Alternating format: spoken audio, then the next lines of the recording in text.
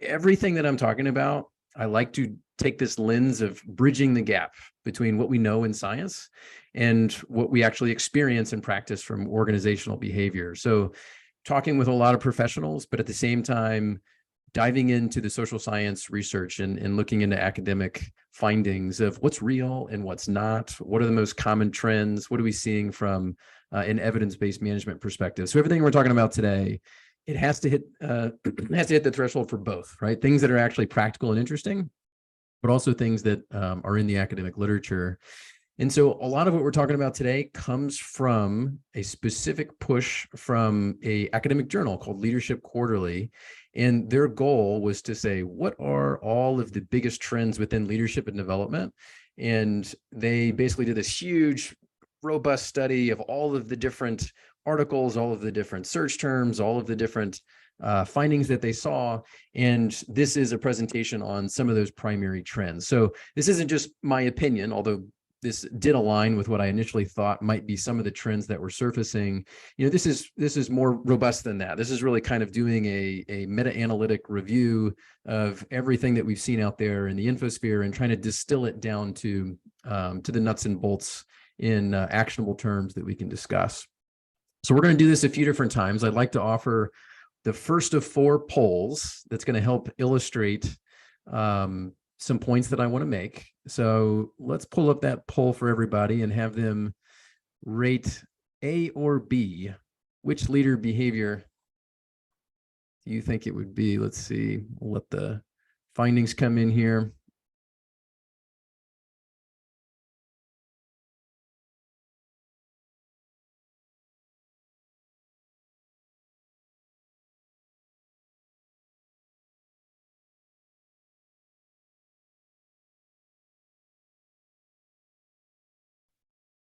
Are you sure this isn't a trick question? I promise, not a trick question, because they're all important. It's a tough one. But which one would be better equipped for the future? Let's see what we can come up with.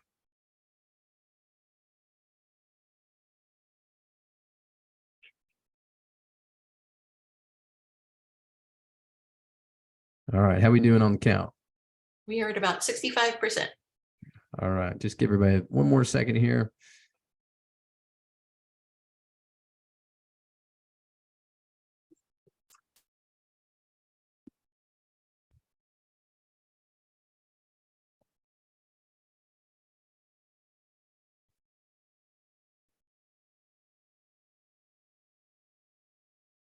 All right, let's go ahead and share the results and see what we got.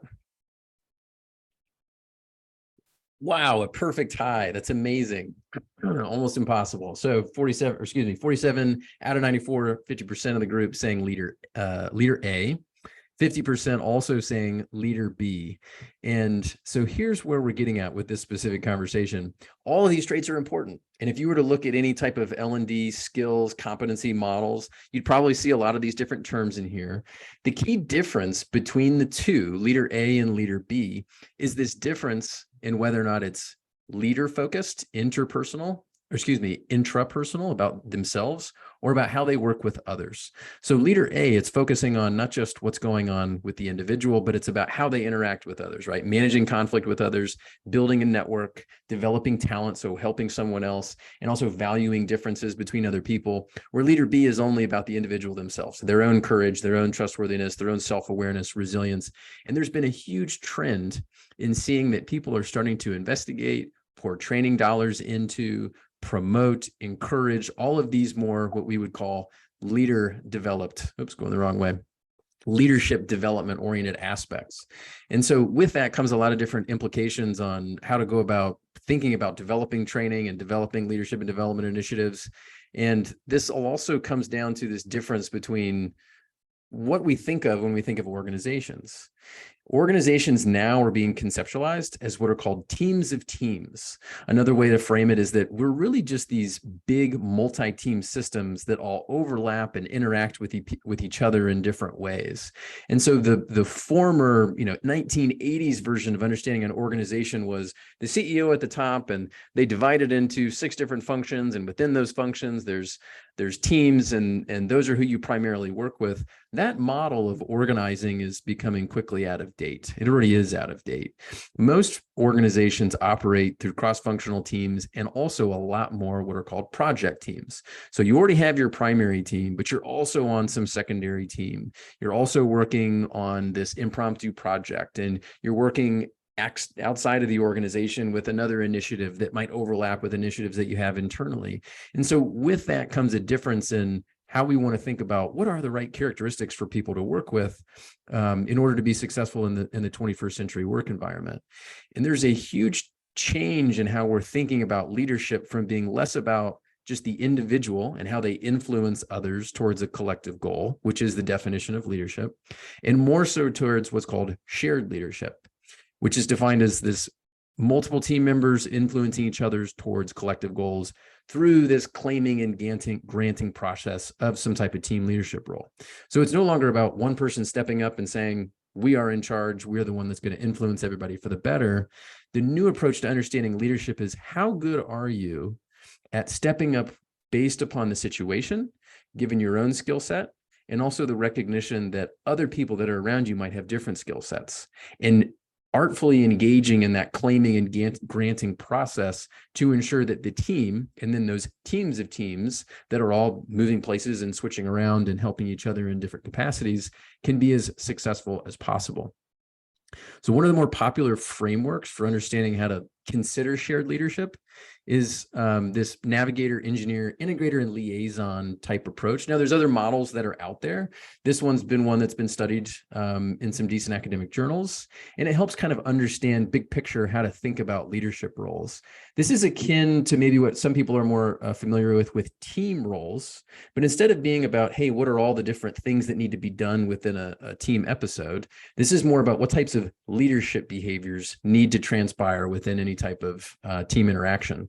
Navigators being the ones that set the direction. This is what we typically think of when we think of the prototypical leader, the person who's helping think through the vision and orchestrating what everybody should do. There's also the engineers. So think of this as the more task-focused, delivering things, getting things done, rolling up their sleeves. Integrators being the ones that are paying more attention to the interaction patterns. How are people working together? Is everybody happy? Is everybody collaborating? Thinking more so in terms of the people-oriented aspects of the group. And then liaison, which is about understanding that the group has to also have a lifeline to things that are outside of the group, and other teams, other resources, or even outside of the organization at large. So this shared leadership framework in particular has been used a lot for helping understand what are all the ways that we can start thinking about leadership development, not just leader development. So some of the big takeaways for point number 1: focus on interpersonal competencies. If you're seeing leadership and development programs, or if you're investing in leadership development programs and trying to decide what do we really want to have our people pay attention to, think through, is this really interpersonal or intrapersonal? Because a lot of people are paying way more attention to the interpersonal aspects. Also recognizing that we work and live in organizations that are multi-level. You have dyadic interaction, so one-on-one, you have one within groups, and then you have groups within organizations. Starting to conceptualize and give resources for and language to the fact that we are all kind of embedded within these teams of teams is more realistic. And then finally, recognizing the dynamic nature of leadership. We're not looking for people that just step up as leaders and stay there. What we really want are people that are engaging in shared leadership. They claim and grant the appropriate leadership role depending upon the circumstances, right? So a little bit of a new reframe type of trend within leadership development. Okay, poll number 2. This will be fun to see if we can get this one correct. So if innovation is most likely when you have which of the following 2 mindsets? Is it A, go big or go home, the high risk orientation mindset? Or is it B, show me more data, the low risk orientation mindset? See if you can figure out which one of the two. We'll see what the count is here in a second.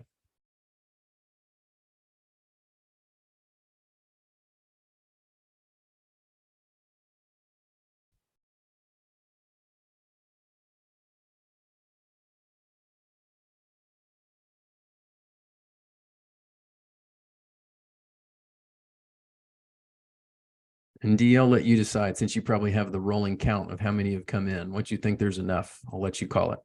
I think this one really speaks to the demographics of the audience. Okay.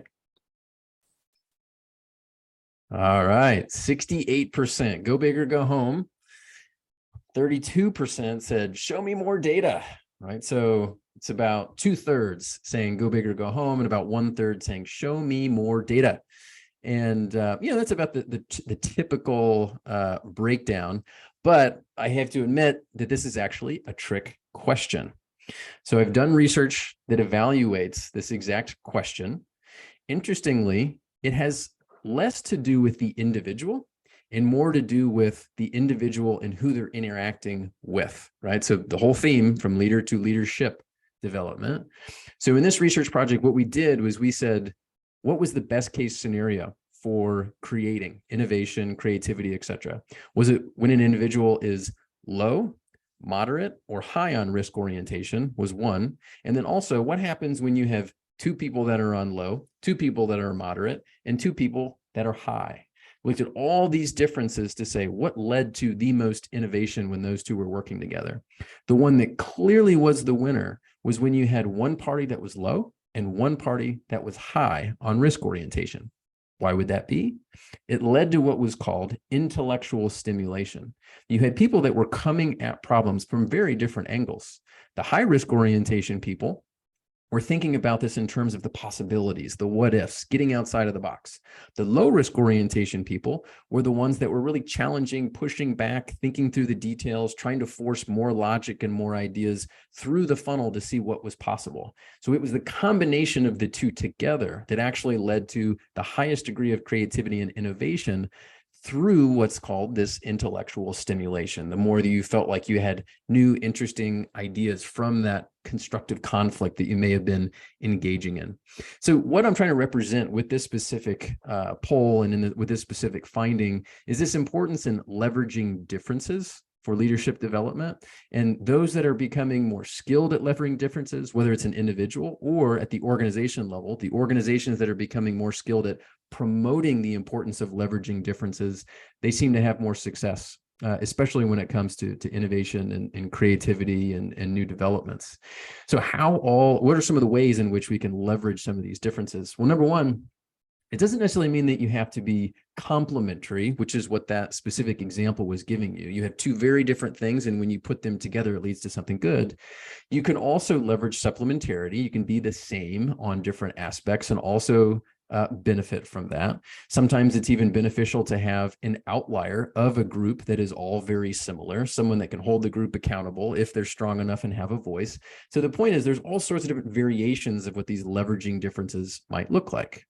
The second point is understanding that authenticity is important in recognizing that everybody's different and promoting those differences instead of creating a culture where everybody abides by the same type of mindset. For example, going back to that example of high risk orientation, if you have an organization that is promoting, hey, it's a good thing to be high in risk orientation because that's what we think leads to innovation. If everybody has that mentality, then people are going to shy away from this feeling of low risk orientation or being different from the norm, which actually is unfortunate because that was what can bring out the best in terms of the overall team or organizational outcome. And then also hearkening back to what we know is the approach to the strengths-based approach to leveraging your differences. So helping people understand what their key differences are, how exactly that they can add value, what is it about their skill set or their knowledge or abilities that adds the most value, understanding what those are so that people can call them out and bring it to the team when necessary. And then also outsourcing weaknesses. So different people have different philosophies, but the research would suggest that when you have a weakness, as long as you get it to a certain point, it doesn't necessarily need to get up to the level where it becomes a strength. A lot of that investment or ROI on leadership and development programs doesn't happen when you're trying to turn weaknesses into strengths. Instead, it's about meeting a certain level or certain threshold.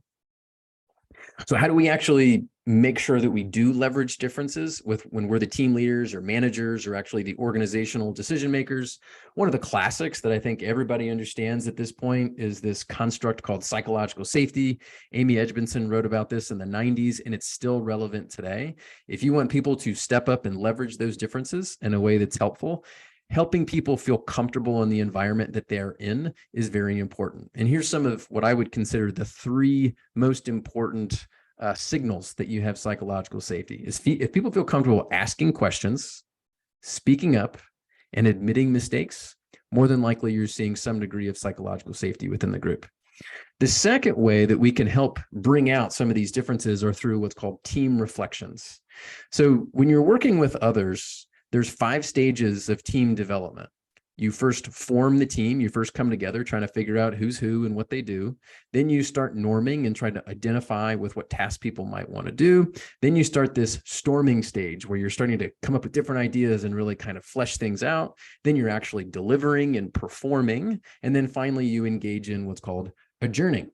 Well, that last stage is what everybody forgets. We get so busy that we never take a step back and say, we should have a retrospective about what worked and what didn't work. What value did a specific person have? Who felt left out? Why did this not work in this specific situation based upon the group of people that we all had together?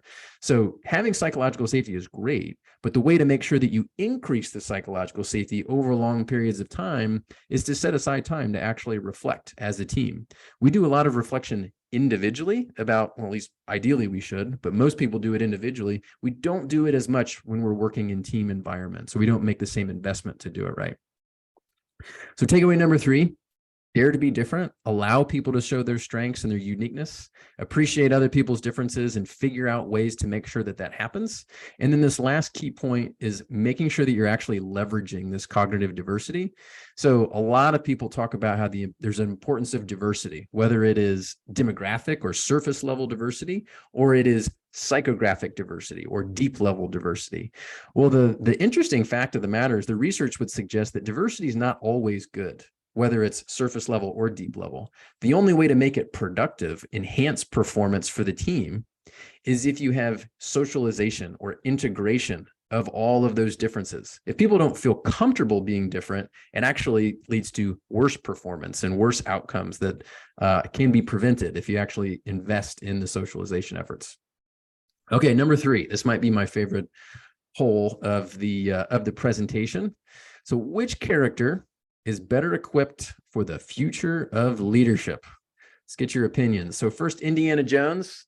Why is it always snakes? That was his tagline. The Terminator, hasta la vista, baby. I will not try and impersonate the Terminator. It's not pretty.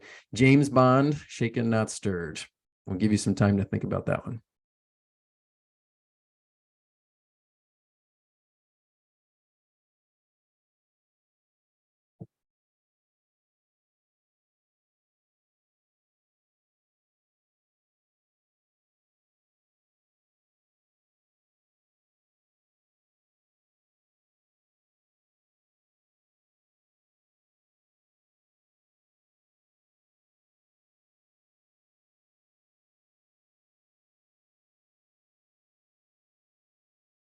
And D, same thing. I'll let you call it whenever you think we got enough.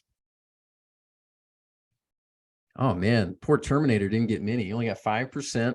Indiana Jones, 49%, and James Bond got 46%. I will admit, I think all of them are pretty amazing in their own right. However, I would argue that the character who's best equipped for the future of leadership development is actually one that got the fewest votes, which is the Terminator. And depending upon what era you were born in, Terminator is what I resonate with, but maybe Iron Man of Marvel or even RoboCop to be in between. All 3 of these characters had a really specific capacity that not all human beings have, but I think one day through technology might be able to have, which is this idea of having, in the Terminator's sense, he had thermovision. He has a heads-up display, as the military would actually call it, where he has the capacity to analyze an individual and understand who they are in the moment. right? So there's this great scene in Terminator where he needs to work with this individual to get to something that he needs to do. And it pops up as analysis of this person. And it basically is saying, this person's conversation style is going to be very tedious. And I'm going to have to like really work through talking with this person to get what I need. So it was kind of a funny moment in the movie where the Terminator had to deal with somebody that was a little bit challenging. And so this reference is getting at this idea of there's a huge trend right now, and I think a lot of the press speakers have spoke to this as well, that the digitization of leadership development is definitely on the rise. The big conversations about GPT chat and all these different capabilities with machine learning and AI, how exactly can they be leveraged and used in a way that's helpful? So some of the trends that we're seeing in the research, number one, recognizing that we can't anymore just give people what would be called these one-time data dumps of information about themselves or others that is going to supposedly help them learn and grow and develop. Ideally, we recognize that information can only be retained when it's in small, actionable nuggets or micro nudges across a long period of time, right? We have this tendency to forget about what's called social information processing theory, which recognizes that we can only have so much in our brain at one time and actually internalize it and use it in the future. And then also recognizing that people learn better and they're able to use information or self-regulate in the moment when they're getting it in real time and at the right time, right? So you're getting ready to do something, and to get that information right before you were going to do it is the ideal time, as opposed to, 2 days before you're going to use that information. There is a rise in using machine learning and AI to figure out all sorts of different questions with how best to help people grow, learn, and develop. That could be its own presentation in and of itself. But there is the potential to do it right if the information is there, like the last presenter mentioned, as well as if there's enough effort that's put into making sure that all the algorithms are pointing in the right direction for whatever the specific thing is that we're trying to learn. And then also a big trend, personal learning clouds, recognizing that everyone's different. And so in a lot of machine learning gets pushed into this direction as well in learning sciences, that if we can understand that people understand or don't understand a certain topic based upon their response or their score on a quiz or whatever it might be, we can direct them into this certain location. And then we can be able to say they either did use it or they didn't use it based upon user metrics. And then we give them different supplemental information. So you can see how it gets pretty heady and pretty complex pretty quick. But all of these become way more possible when we can use technology because it's so scalable. And then finally, just the ability to use data visualization, because a lot of what we used to internalize to become better leaders or develop and grow, a lot of it was just text-based. And it's becoming easier to transform data. People are just getting better at it, but also software and systems are able to produce it in a way that is has already kind of been vetted and easy to put the inputs in and allow people to understand it just visually. So just some examples. This is what Cloverleaf does. I know you guys saw the pitch before, or the commercial before. So having some type of push-pull systems where people can get actionable informations in the moment and in the right place, right? To be able to get it on your phone right before a meeting to say, this is exactly what you need to do based upon your profile or something along those lines. So takeaway number 3, digitization. It is helpful because it helps contextualize, right? It has an idea of who you are, what situation you are in, and how to actually use it in a way that's going to be helpful. Another call out to social information processing theory. Human beings are not computers. You can't just download all the information and expect that it's all going to be captured at once.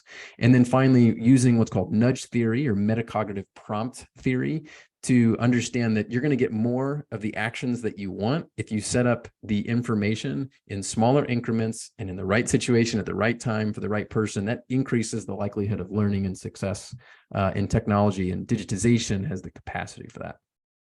Okay, number 4. If you want to help someone be successful, is it give them a lifetime supply of fish, buy them top of the line fishing equipment, or teach them how to fish?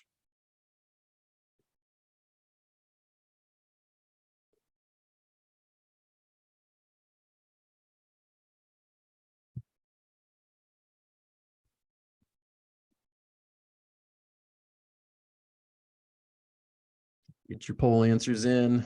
That's the last one.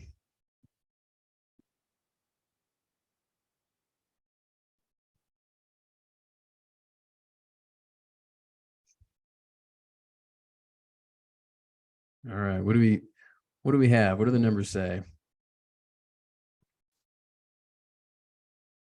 Teach them how to fish.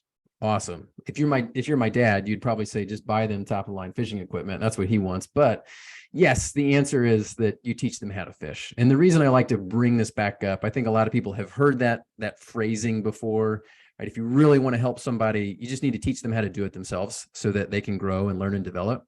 And this gets at this fourth takeaway.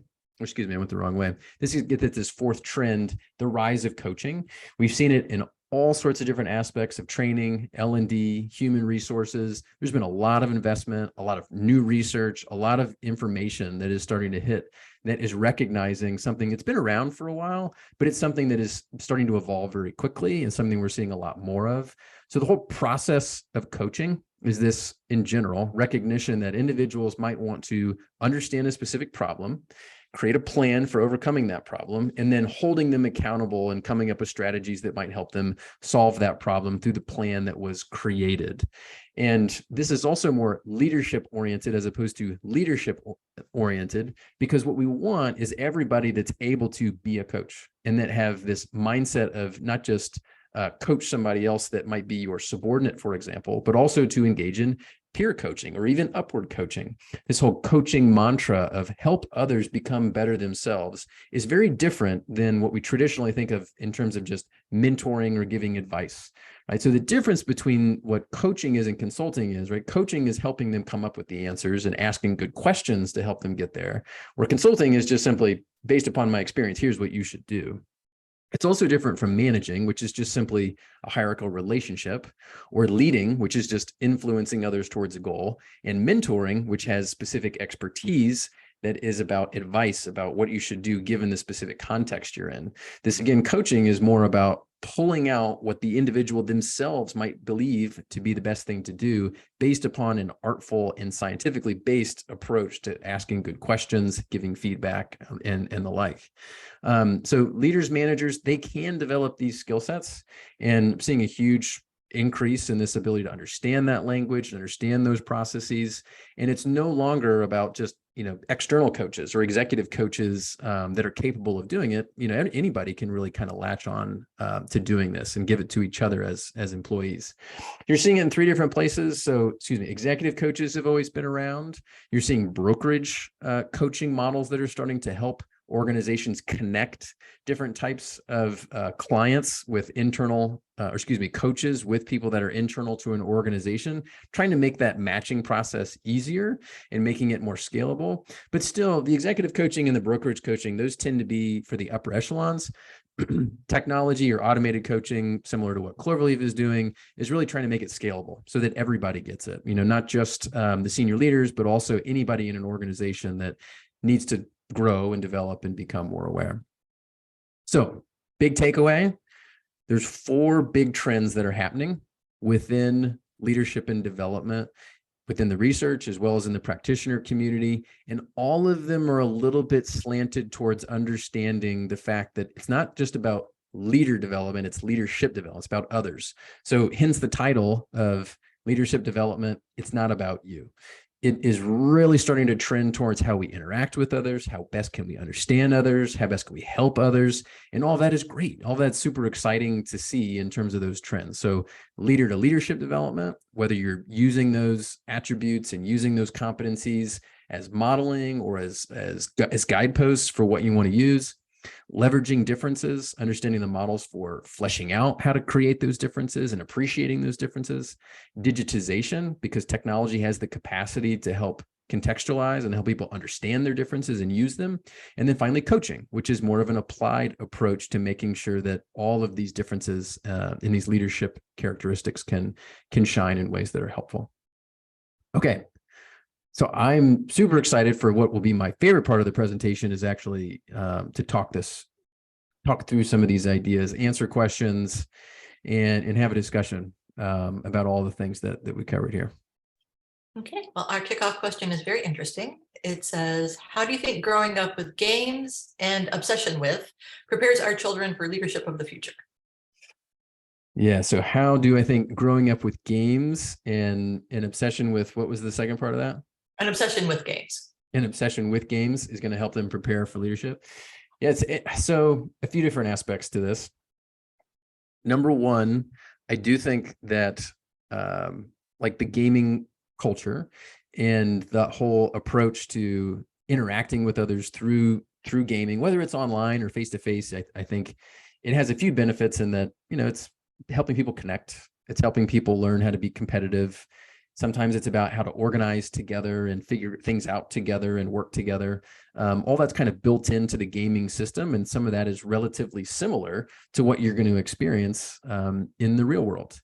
And so those can be beneficial. I'd also say that gaming, and maybe put into the wording of what most adults might experience when they're actually at work, is simulations and using computing and using different types of resources that are about skill development on an online system to help people learn and grow. So for example, I've done a lot of different workshops where we do a Mount Everest leadership in teams simulation through Harvard Business Publishing. And every time I do it, the client loves it. It's a 3-hour experience. And for 2 hours, you're putting people in groups. And it's designed in a way that helps them be collaborative, yet competitive.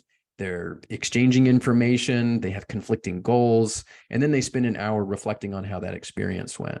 So I do think that things like that, whether it's gaming or online tools or simulation, has the capacity to really help people learn, right? If it's built correctly and if it's built for that purpose. And I think that the same would also apply maybe to people who are involved with sports. They kind of learn some of those same skills. Yeah, absolutely. Yeah, I agree. Yeah. So in your expert opinion, what is the difference between those who are great at self-leadership and possess the qualities on the right-hand side, so person A, and getting out of oneself to lead others? Yeah. So what are the key differences between those two individuals? Those two kind of different profiles? Is that kind of the What paraphrase? is the difference between those? Yeah. So I would say the key difference is really, well, let's put it this way. I forced a false dichotomy, right? There probably is no such thing as people that are only good at A and bad at B, or only good at B and bad at A. I think the ideal is that people move away from only thinking about B and move towards A. And the difference between those that are starting to also think about A, which was the category that was more interpersonal, are starting to recognize that if they really want to be successful and if they really want to advance, it has to be more about how well are they interacting within this crazy, complicated system we call an organization. And you can be really, really good at all of those individual focused things, but you still will probably be capped if you don't recognize that your accomplishments are embedded within the boundaries of an organization. So I think it's just kind of that realization that I'm not really an island of one when it comes to leadership development. I need to be able to be working on the other interpersonal aspects. Leadership development and also traffic skills. That's right. Okay. Hannah Muri asks, the challenge I'm having is teaching leaders of leaders and director and above. How is that different than frontline leaders? Yeah. You know what? I feel like frontline leaders, they have a really, really tough job, a harder job, because they're getting hit from both angles, right? Like they have to, they not only have to manage the people that might be on the front line that don't have any management responsibility, but they also have to report to a manager, and they're kind of stuck in the middle. Sometimes I feel like they actually get it more because they understand how complicated it can be, where those that are at the upper echelons, they don't have as much responsibility to kind of look upward and be accountable. They have some, but definitely not as much. And I think that a lot of times with that group, they tend to gravitate towards more strategy. And it never fails. Anytime I do workshops at that level, what they're more interested in are things they're more strategic conversations. It's more about strategic decision making. It's more about understanding complicated financial situation. I mean, all of those things are important. And at that level, that really is a lot of what they're probably experiencing a lot of. It's also this assumption that, oh, well, if I've made it this far, I've already kind of figured out those lower pieces below. And sometimes the only way to really get through, if they're not interested in learning about those other interpersonal aspects, is to try and give them some feedback from an external party that they actually respect and care about. Sometimes it has to be the words of somebody that, you know, they really look up to and respect, that really kind of makes that aha moment happen.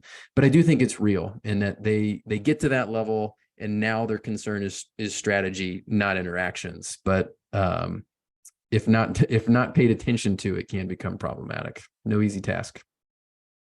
Okay. How do we develop employees and leaders in an organization that views employee development as task training? Say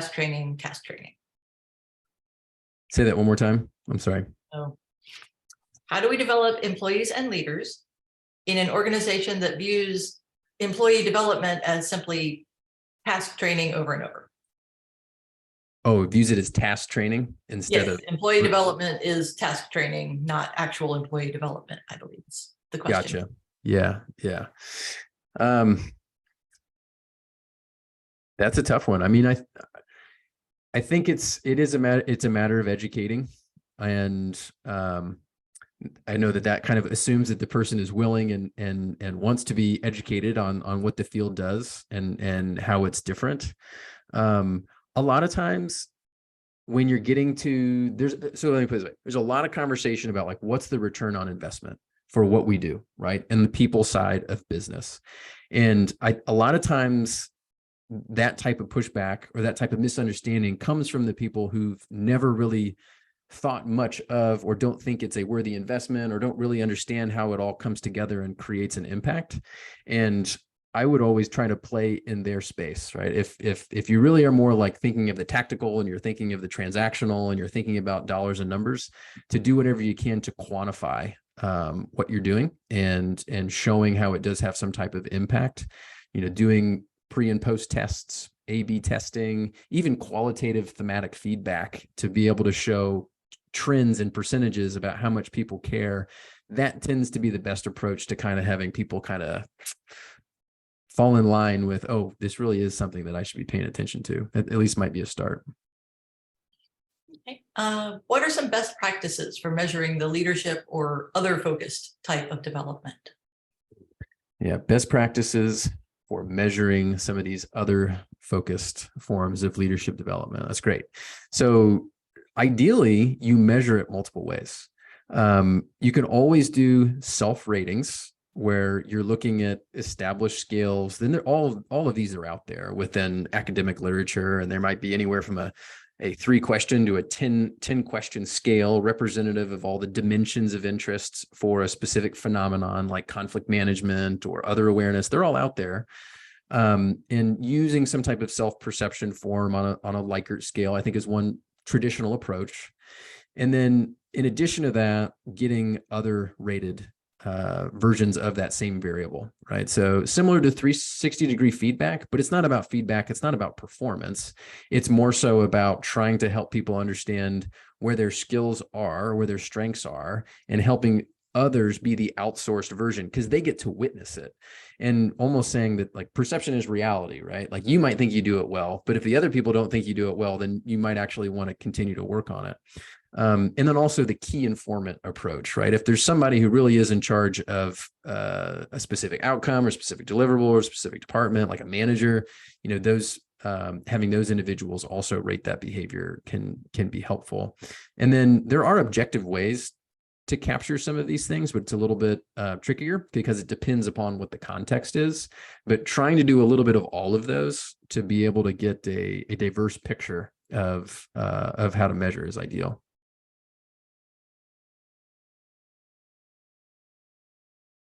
I think we have one more. Says,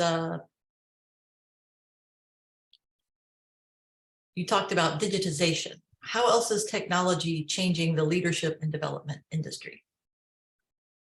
Yeah. Yes, it is in a big way, I think. So so there's so many different lanes within leadership and development. And I think tech is kind of infusing itself into all of them in different ways. For one, I think assessments in particular is changing a lot. So at this point, they're relatively static, right? People answer one question and then, or answer a set of questions and they get their profile and that's who they are. But technology is allowing that to morph a little bit, to be more situation specific, to ask over repeated periods of time, to be able to track and see the trajectories over time. It's making it easier to visualize the information within a specific group or within a specific pocket. All of that is becoming more helpful to give a more nuanced picture of what's happening. I also think it's helping, similar to what we talked about with automated coaching, to be able to offer more in the moment nudges to help people. I think there's a lot of good stuff that's out there that's more training oriented within leadership and development that is also relying upon technology. I really like the push towards customization and using tech as a way to make sure that people get exactly what they need. But I still think a lot of programs, there's not a whole lot of options yet. It's here it is for everybody, and there's a few variations. It needs to go way above and beyond that to be way more customized for each person. So there's just a few things that I think are becoming more relevant. Okay, I'm actually going to throw in one more question and then let you wrap up. The question is, does Cloverleaf have any tools to assess inclusive leadership competencies? Right. So for the most part, what Cloverleaf is doing is investigating more so not the so you have the prognosis and you have the diagnosis, right? So there's lots of tools out there that might help give you a diagnosis of is there or is there not good X or good Y or good Z, and those are helpful. And we can actually set up we can do any kind of survey and like embed it into the platform and ask those questions, and I can help with those. But what they are really more focused on is the prognosis. We're trying to fix it and change it. That's more so what the tool is trying to gauge. But we can embed any kind of survey to try and investigate, like, how well is this working? We've actually done that for team inclusion, where we've asked at right before they start using it, and then they use it for a while, and then we ask the question again related to team inclusivity, and do see a big change over time of the usage. So all that's possible.